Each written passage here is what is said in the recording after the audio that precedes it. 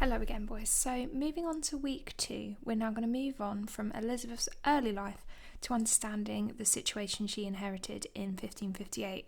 So the aim is, by the end of this video, you should be able to understand and be able to explain the situation that she inherited, and also we're going to look in detail at what her coronation was like and have a go at our first GCSE Elizabeth style source question.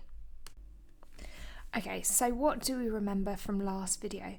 From last video, you might remember the names and some detail of the faces on this slide. For example, you may remember that in the bottom corner we have her little brother, Edward VI, who came to the throne around the age of 9 and would die by the age of 15, and that he was an extreme Protestant. You might remember that above him in black with the beautiful pearl around her neck and all that jewellery is her sister Mary I, who restored Catholicism and really tragically died shortly after believing she was pregnant, probably from stomach cancer. I love Mary, I feel really sorry for her. In the other corner, we have another Mary, not Elizabeth's sister, Mary I, but her cousin, Mary Queen of Scots. We shall never get these two confused. And finally, we also have Henry VIII, her famous, infamous father, who had her mother's head chopped off in May 19th, 1536, and also established the Church of England, which was a compromise in his reign, Catholicism without the Pope, which turned to extreme Protestantism under Edward, reverted to Catholicism under Mary, and then we'll see how Elizabeth deals with the situation that she inherited in good time. We are going to start off this week by watching a video with Dr. Samantha Caslin of the National Archives at Kew. And what I want you to do is I want you to watch this video, and it's about two particular events in Elizabeth's life that show her life in very different ways. We've got an event which is at her triumph once she's a queen, and at the other end when she is imprisoned. So as you're watching this video, you can write down these questions now, and I want you to look out for the answers for them. So how does the Great Seal portray Elizabeth? What symbols were included in it and what did they mean? Where did she end up aged 20? Why was she writing the letter that she wrote to her sister, and what was special about it? What rebellion was she accused of being part of? Or what rebel was she accused of knowing about the plan of? And then finally, how did her experiences in 1554 affect how she portrayed herself, how she showed herself to the world once she was queen? The link I've put in the description, so you can open it up and then put pause on this video as you watch the other. Right, you should have paused it. So I'm going to tell you some of the answers now. So as you're watching that video, you should have gotten that the Great Seal portrayed her as a really powerful monarch. She's shown with the orb and sceptre in a beautiful gown that would have been really rich and really expensive. And it was red, the royal colour. She was holding in her hand the orb. That was one of the symbols that you might have noticed. The orb was the symbol of her power over religion. So it was her power over the religion of England, and the sceptre that she was also holding is her power over justice in the world. So in that symbol, she's shown that she is both the Queen of England, but also the spiritual Queen of England. At the age of 20, she ended up in the Tower of London, and she wrote a letter to her sister in which she confessed to her innocence. She said that she had trusted Mary to make sure that if she was ever to be put on trial, if she was ever to be accused of treason, that she would have a fair trial, and that she needed to see her sister before this happened. And to stop a postscript, so extra information that could be added by Mary's men to get Elizabeth executed, she added lines to make sure that nobody could add any incriminating evidence afterwards in a forgery of her own hand. She was accused of being part of Wyatt's rebellion. Now, Wyatt's rebellion sparked in 1554, and it was a Protestant rebellion against Mary's proposed marriage to King Philip of Spain. So there was a belief that Elizabeth perhaps knew about it because she was being portrayed as somebody who could take over for her sister. Again, when you get to A-level with me, we'll look into this in loads more detail. Finally, according to Sam Caslin, her experiences as a queen in 1554 meant that because she'd suffered and because she'd experienced such degradation and the experience of imprisonment, that she was really, really conscious when she was queen of portraying an image of herself as being really, really strong, really, really infallible. Nobody was ever going to do to her what her sister did, and nobody was ever going to overthrow her like people tried to overthrow her sister Mary, but also her brother Edward had also survived two rebellions as well in 1549. Again, we'll look into that in more detail at A-level. Right, so moving a bit more into the content of Elizabethan England, it's really important at this stage that we understand the situation that Elizabeth inherited at the age of 25 in 1558. So Elizabeth had a tricky situation when she came to the throne in 1558. She'd been declared a bastard in 1536 with the death of her mother. It's really late, boys. I'm recording this quite late. So she'd been declared a bastard in 1536. As a consequence of that, when she came to the throne, she had to really, really prove that she was a true heir to her father, Henry VIII. And the way that she did this was she would project all the things that made her similar to her father. So she was very proud of her red hair, and she would call herself the lion's cub. And she would see she was a lion's cub. She was the true heir of her father, Henry VIII. She also inherited a situation where the religion of England was very divided. Mary had converted England, or brought England back, I should say, to Catholicism. And as a consequence of that, a cohort, a group of really, really extreme and dedicated Protestants had actually fled England after Mary had started burning Protestants. And as a consequence of that, she had the situation where she had a nation which was technically Catholic. She inherited a parliament whose MPs were Catholic. She inherited a court where most of the men that lived there, who were put in their places by her sister, were Catholic. But then at the same time, she had this group of men known as the Marian exiles, these Protestants that have fled to Europe during the reign of her sister, who are now coming back to England and expecting her to become really, really extremely Protestant. And we don't really know. Elizabeth's own religion is really, really foggy. It's really hard to get a grip with, and we'll spend a whole period of A-level looking at this. But she was a bit more pragmatic. She was a little bit more of a compromiser. So she has to consider what she's going to do, and we'll see that she comes up with a religious settlement in later weeks. She was also in loads of debt. Her sister Mary, on marrying King Philip, was dragged into his Spanish wars, and she was dragged into a war in France which saw her lose the last bit of English France, Calais. It was the last bastion of France and a kingdom that the English had once owned there, and Mary had lost it. It was massively embarrassing. When she died, she said you'd find two things on her heart: Calais and Philip, the two events, the two people, the two things that had broken her heart. So as a consequence, Elizabeth found herself £227,000 in debt. Now that might not sound like very much, but that was millions and millions of pounds in Elizabethan times, so she needs to deal with that issue. She also has a situation where she's come to the throne, and as queen, even if you were king, so even if you were male, you did not run the country alone. You ran the country with a group of courtiers who were like politicians who lived with you and worked with you. Elizabeth's inherited men in this position who are Catholic, so she needs to think about what she's going to do. Is she going to sack them, get rid of them, and possibly end up with a rebellion on her hands, or is she going to keep some of them? Before Elizabeth can get on to the seriousness of dealing with politics and religion, though, she has to justify herself as the monarch. And the way that she does that, she pushes through a coronation very, very quickly. She comes to the throne in November 1558. She's told that she has become the Queen of England by receiving her sister's ring from a man called William Cecil, who'll go on to be her right-hand man, at the palace in which she is under house arrest at Hatfield. And from there, she processes into London. In January of that year, her coronation process begins. So, in a really weird quirk of fate, the medieval monarchy and the early modern monarchy in which Elizabeth existed would begin their preparations for their crowning with a stay at the Tower of London, not in the prison that she would know herself and that her mother would have known before she died, but as part of the royal palaces. We can probably propose that she probably might have stayed in the same rooms that her mother had stayed in as queen before she was executed, so it would have felt quite weird for Elizabeth.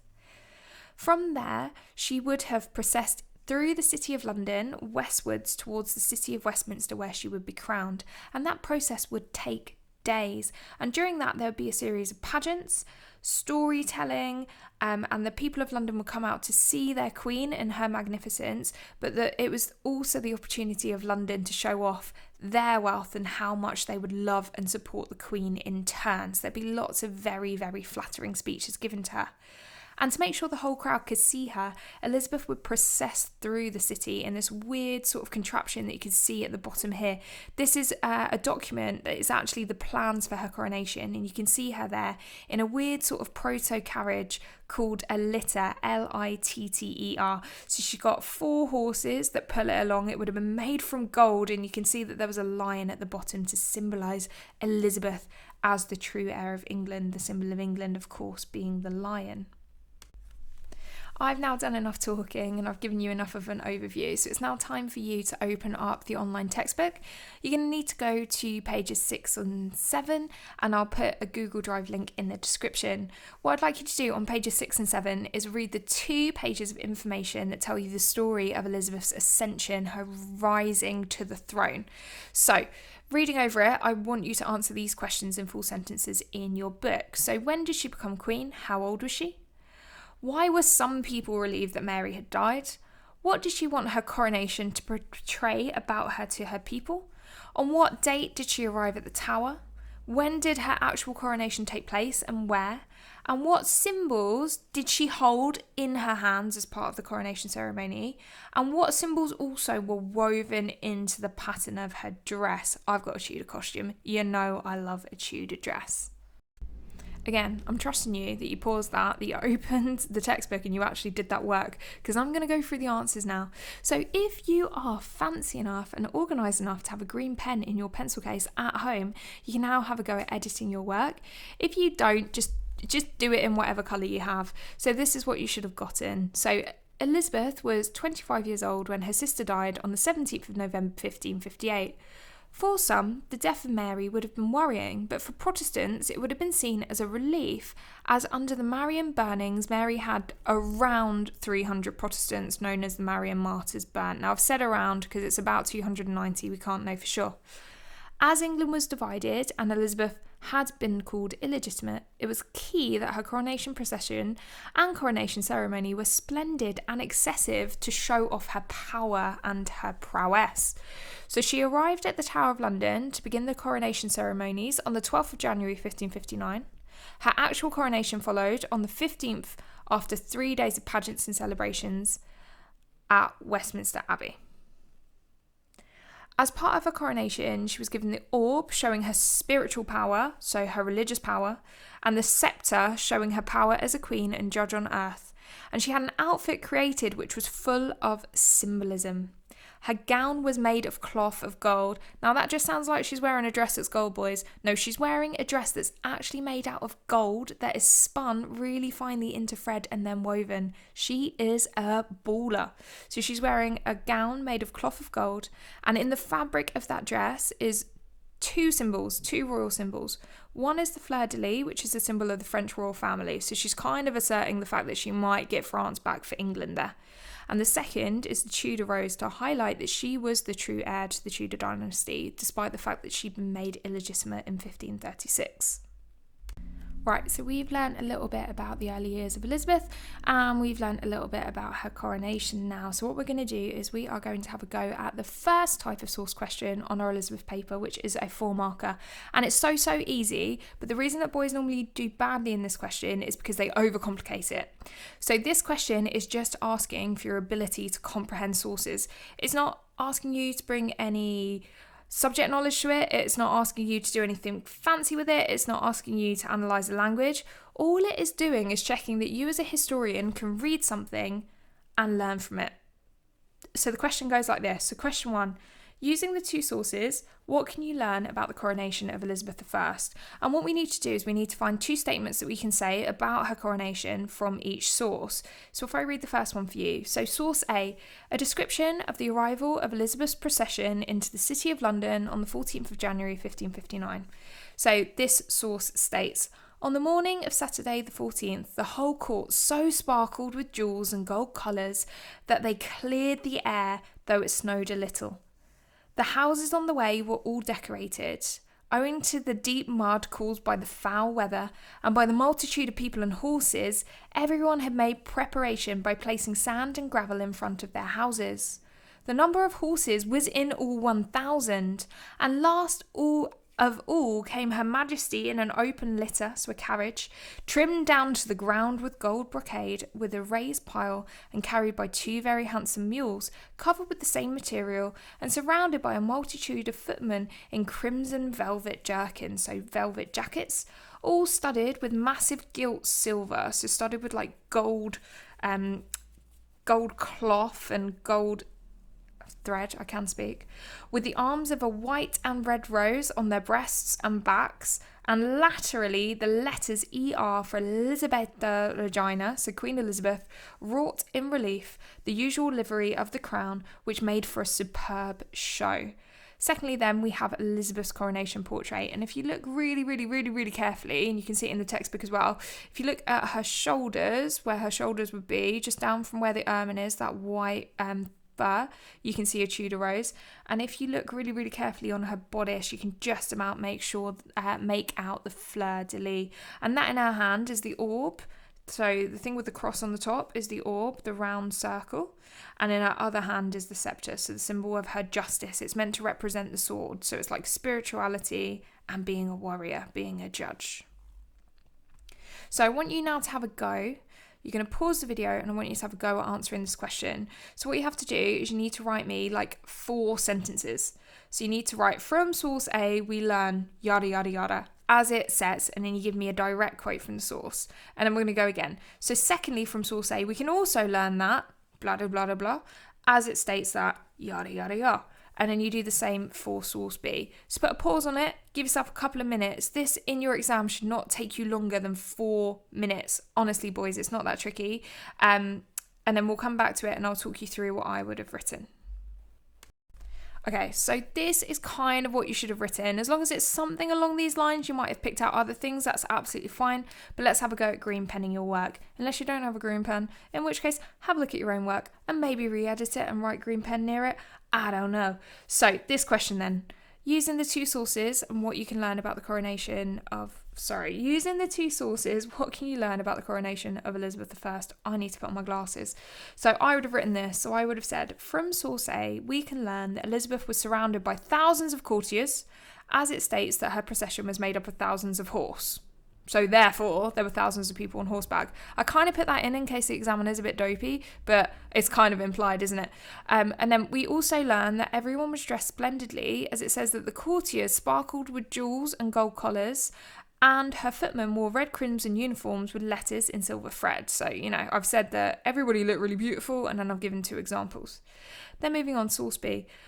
So from source B, we learn that Elizabeth II was dressed expensively, as we can see that she's wearing many jewels, as well as a dress and robe made of cloth of gold. First point. Second point. Furthermore, we learn that she used symbols in her dress to show her royalty, for example, the Tudor rose symbol of her family and the French fleur-de-lis. I've already got 4 marks, but I'm just going to pop it one step further by saying, also, we know the occasion was important to her, as she had this painting created to commemorate it. So at that point, it's just watertight. I'm definitely going to get 4 marks out of 4. Okay, so well done, boys. We've started our journey towards knowing Elizabeth really well. We've had a go at our first source question. Give yourself a pat on the back. Next week, I'll be sending you 2 similar videos to work through. Well done. Stay safe. By the way, have you noticed I found an actual Tudor font? It's amazing, I know. And remember to send me evidence of your work as well. All right, bye, boys.